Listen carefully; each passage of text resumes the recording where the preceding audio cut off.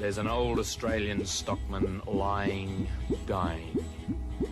And he gets himself up onto one elbow and he turns to his mates who are gathered round and he says, Yeah, we know what the old stockman says to his mates.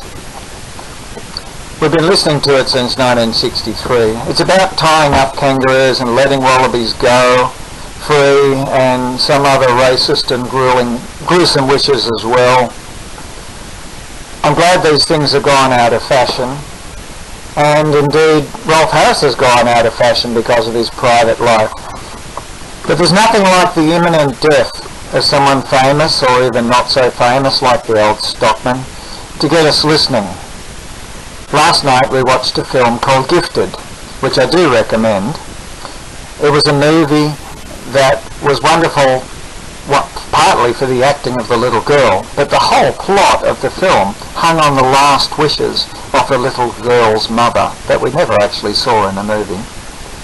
The passage today, John 17 verses 1 to 11, are Jesus' last wishes. That should make us sit up and listen. These should be important. It's a prayer of Jesus, but a prayer that others have listened to and remembered. His words form part of a parting speech to his disciples that happens to be 4 chapters long. This passage, the first few verses of chapter 17, crystallizes his message that occurs well through those 4 chapters.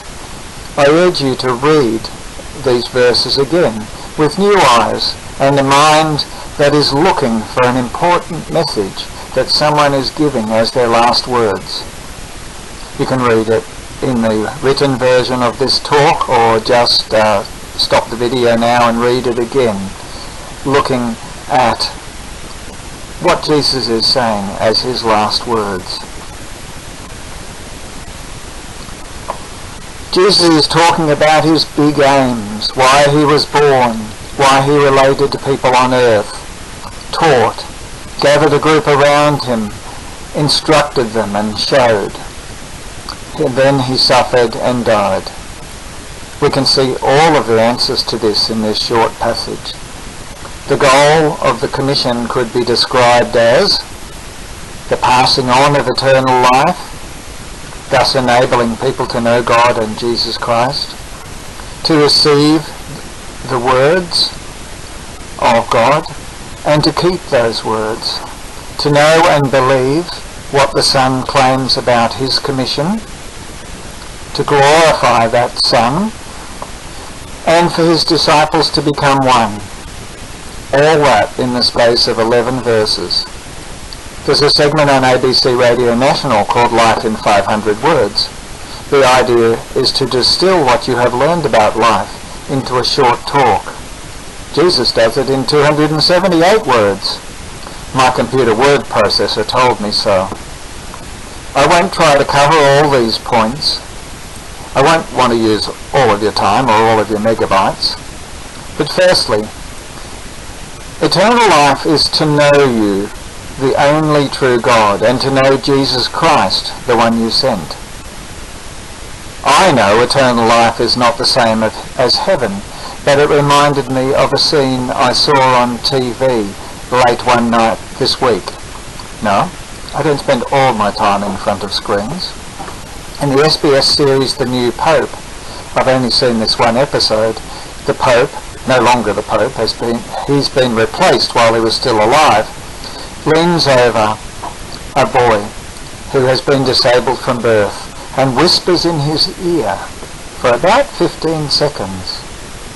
Tears appear in the profoundly intellectually and physically disabled boy. His mother asks later, "What did you say to my son?"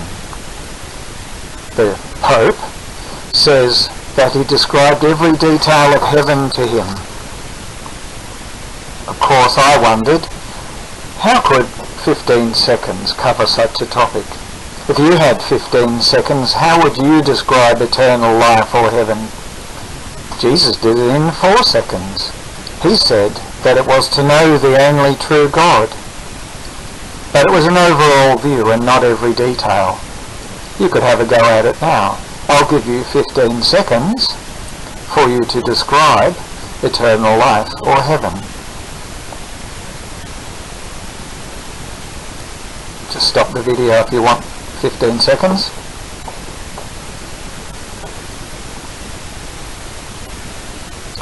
Maybe that's the point. It's not the detail, but the relationship we look forward to.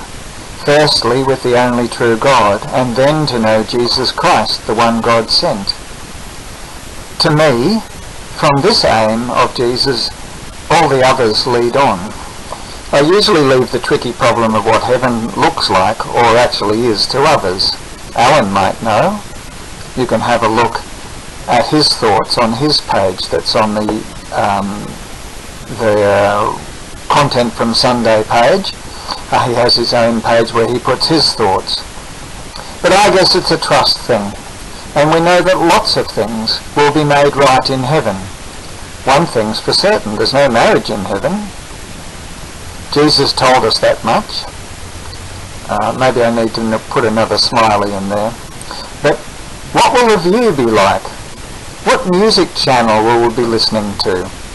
Who will be there? Who won't be there? And how will we relate to them? They're all very open questions for me.